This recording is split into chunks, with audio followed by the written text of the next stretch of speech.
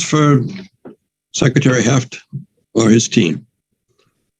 Seeing none, Jennifer, thank you for your testimony. Appreciate it. Senator, I believe Rep. Hall had a question. Oh, I'm sorry. Oh, I got you. Thank you. Sorry, I couldn't see you up there. Thank you. Thank you, Senator. I really don't want to be redundant, but I do have some concerns in section 11 and 12, and I'll give you an example. And I understand what Jennifer has explained, and I 100% agree with you on what you're trying to do.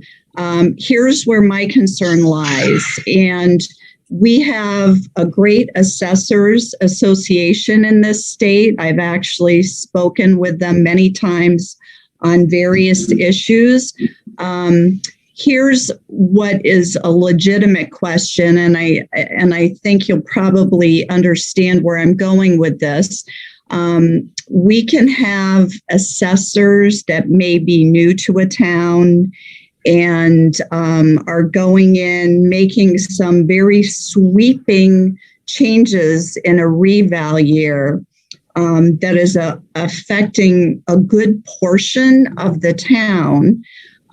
Like Senator Cassano explained, there's a process in place to protect our homeowners that can go in front of these Board of Appeals. Mm-hmm. What we've been told recently, which is really, in my understanding, defeating the purpose of the Board of Appeals, that once the Board of Appeals has made a decision, let's say in favor of the homeowner or business or whoever is in front of them, that the town assessor can immediately go in and reverse that. So to me, it's right.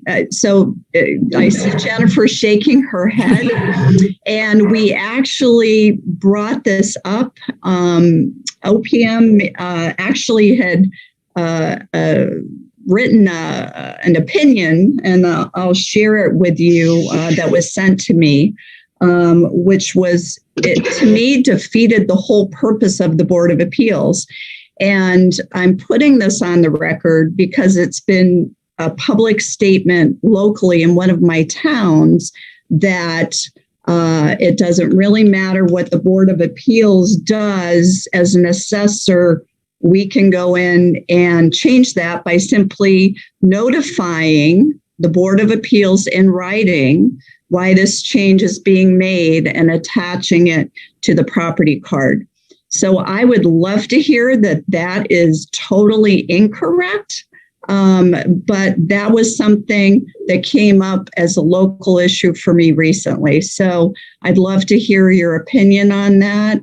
But it concerns me because if this actually happens, it goes to what you're talking about here.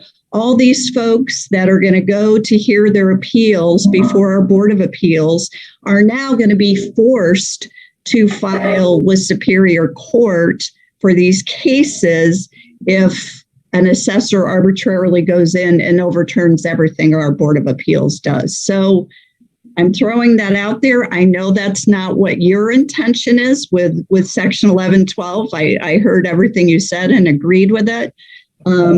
But maybe we can address that under 11 and 12 just to tighten it. And I'd love to, again, like all my fellow representatives and senators have said, would love to work with you on this section. So thank you for that.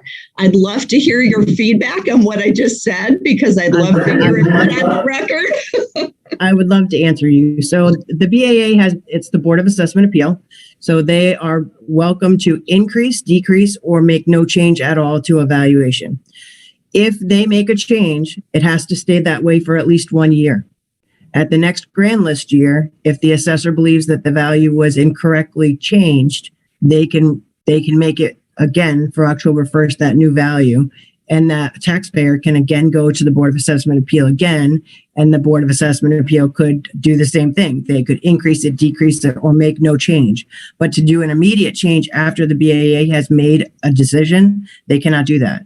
they would have to wait until the following grand list year in order to make a change. Okay, so I love hearing that.